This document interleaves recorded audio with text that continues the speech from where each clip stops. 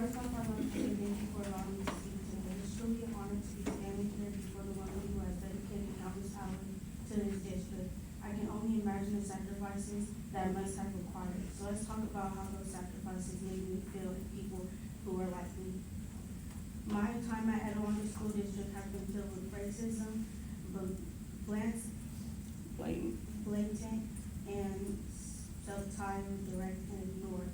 I've experienced staff members pretending not to see it, not to hear it, and pretending like it didn't happen. When I spoke up, somehow the situation managed to get turned back on me. The administration would twist my words, question my experience, and even convince me to change my story.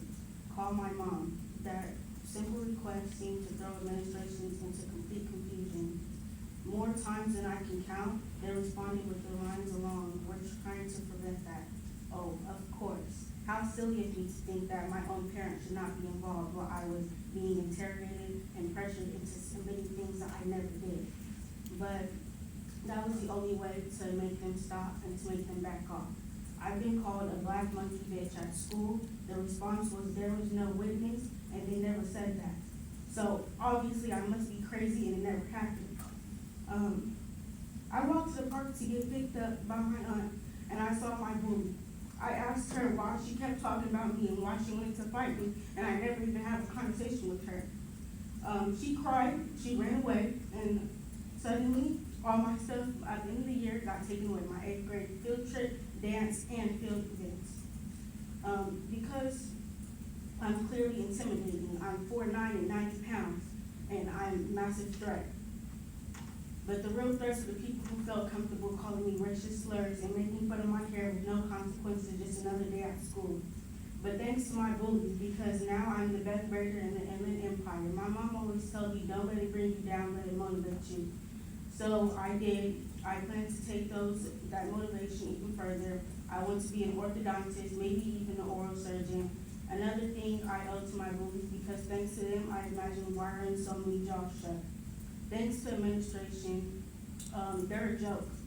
Everything's a lie. They always be lying. And that video, it's just because of what my mom said, because of her disability and her parent being, I don't even have to get on that.